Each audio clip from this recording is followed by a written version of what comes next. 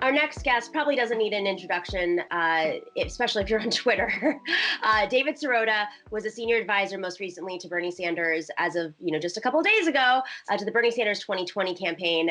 He is my former colleague at TYT as well, a longtime activist, writer.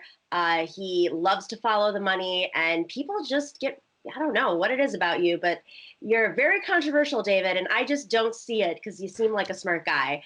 Thanks for taking the time to speak with us. Thanks for having me.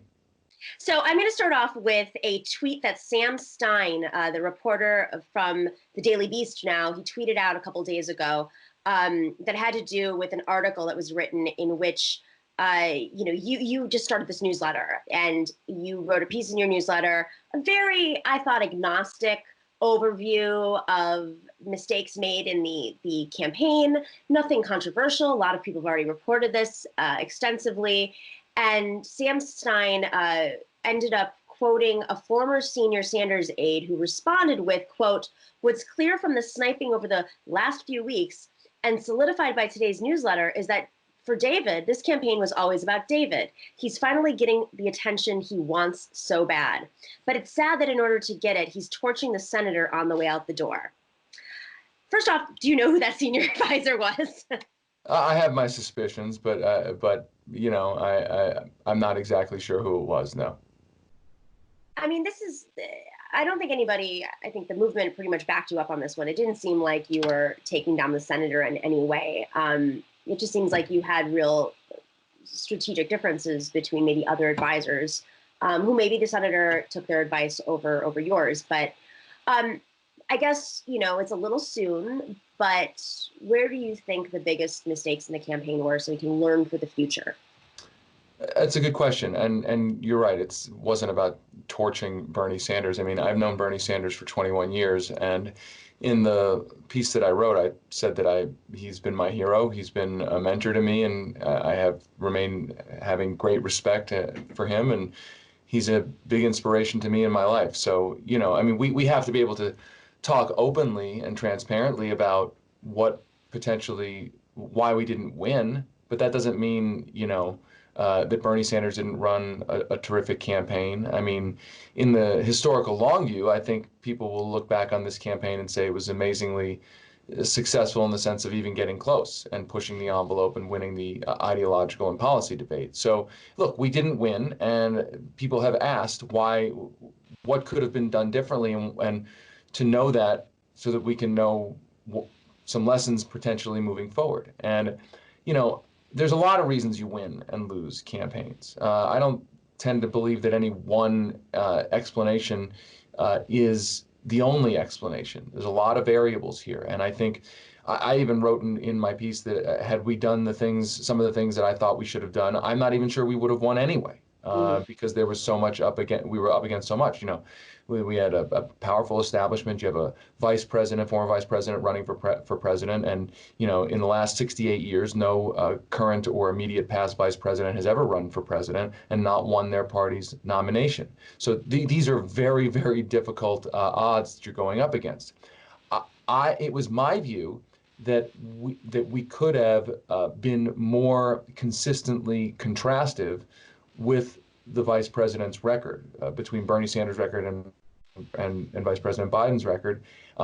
Bernie Sanders, when he did contrast his record very explicitly, he was successful. There was a pretty serious contrast between Bernie Sanders and Joe Biden on Social Security in the lead up to the Iowa election, and Bernie Sanders won. I think it was a factor. Bernie Sanders contrasted pretty explicitly with Pete Buttigieg in New Hampshire when Buttigieg was surging, and Bernie Sanders won New Hampshire. And I think that there was a little bit of two steps forward, one step back when it came to, are we going to make an explicit contrast a central part of our message? Sometimes we did it, sometimes we didn't. It is my view that conflict is not bad. Conflict in primaries is not bad. In fact, that's what a primary is for.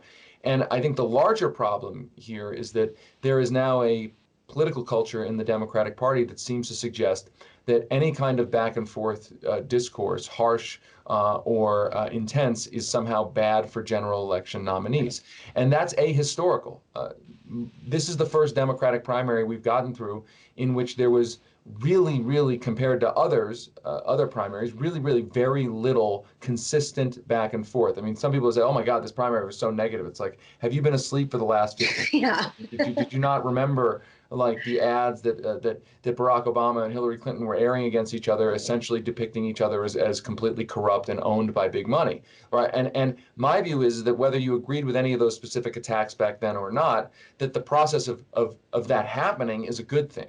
And the Democratic establishment has done a good job of lobbing in criticism of progressive candidates. But then anytime a progressive candidate comes back in a similar fashion that we've seen other candidates in the past come back and have that kind of debate, then it's, oh, that candidate's being too negative, that candidate's imperiling the general election. And I think it's the opposite. A coronation in which the candidates are not having a back and forth in a potentially harsh way, in a very intense way. When that's not happening, then you're imperiling electability in a general election because your eventual nominee potentially ends up being unvetted, unchallenged, and not ready to deal with the onslaught. Because let's be clear, the criticism of Joe Biden on the Iraq War or the bankruptcy bill or Social Security or any of these things that are in the public record, it's not like if you don't hash that out in the primary, Donald Trump won't know about those things. Donald Trump knows about those things, and Donald Trump and the Republicans are going to use those items. And if you litigate it in the primary, you have a chance to see if those kinds of weaknesses are disqualifying, or if your party wants another nominee. You still have a chance to choose another nominee. But even if you choose that nominee, even if you choose the eventual nominee, at least that nominee went through the battle to know how to navigate the attacks and respond to them. Right now, we are with a nominee who never really faced that kind of challenge, and that is really, I mean, if you're worried about defeating Donald Trump, that's the thing to be worried about. Well, especially with Donald Trump. I mean, he's not your traditional Republican. Maybe there was an excuse in the past, although, we didn't follow these rules in the past, that, well, they're just as pro-war as our candidate is, so why should we bring it up now? They're not going to hit us with the conservative, they're not going to run to the left of us, essentially. But Donald Trump is trying to continue his populist, anti-globalization rhetoric, whether it's true or not, and he will use that against Vice President Biden. But even a few years ago, I think, a lot of folks are like, well, this isn't in Bernie's character. He's not going to attack his friends. I'm sorry, I was there in 2016, a year or two. He went after Hillary. I mean, part of the reason why the Clinton establishment despises so many people in the Bernie movement is because of that primary and exposing the hypocrisy of the Clinton land, I'll say, friends and family of the Clinton who just paraded around and grifted and started organizations and moved money in all different places. That had never really had a light shined on it at such a large level, other than maybe, investigative reporters here and there, and sometimes the right wing. So, it's interesting because I think about what is different why is Joe Biden different than Hillary Clinton? Why was Bernie able to challenge Hillary Clinton and not Joe Biden? And I wonder how much of this really just has to do with the Senate. Like, he is a senator and he has to operate under the Senate rules. He has to work with Schumer. If you want him to be a senator, has any power, especially during COVID, and I think the same goes for Elizabeth Warren too, he needs to operate in that world. And maybe he comes from a Senate first place rather than a movement first place. But then at the end of the day, I think, did he really want to win it? Well, I would put it this way. Bernie has, since being in public office back when he was a mayor in the House, now in the Senate, his theory of change seems to be that he is one of the rare politicians who actively engages, works with the outside groups, the grassroots activists. And that's what makes him, frankly, one of the things that makes him unique. But he's also had a theory of change that as an elected official, he has to keep one foot inside of, if not the establishment, then the system. Let's call it the system. So the theory of change is if you're an elected official and you don't have one foot inside the system, then they can easily make you irrelevant, make you marginal, and then any of your criticism, any of the pushing that you're doing gets disempowered. It's less effective. That was the theory going into this race, which is basically I can activate the grassroots on the outside for essentially a takeover of the Democratic Party, a grassroots takeover of the Democratic Party, and the best way to do that is to try to find a middle ground, if you will, that engages that grassroots, but doesn't fully alienate the entire system, doesn't fully alienate the entire establishment. And I want to be clear, I don't think that calculation is a sellout on values and principles. I don't think it's like Bernie sold out. I think it was a strategic and tactical viewpoint. This is the way to do it. This is the way to best live out our values.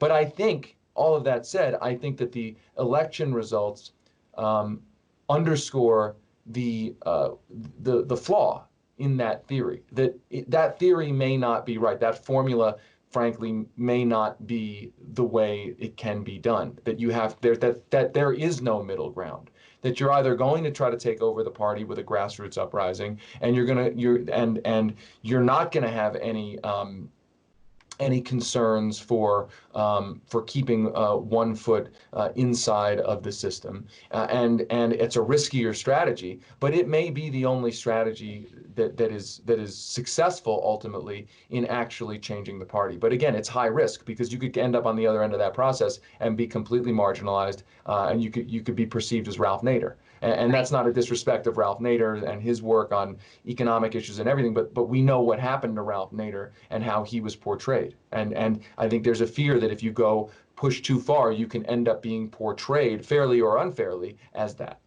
Because at the end of the day, the leverage that they have is that they steer the ship. And you have to figure out what's going to take the power back the most.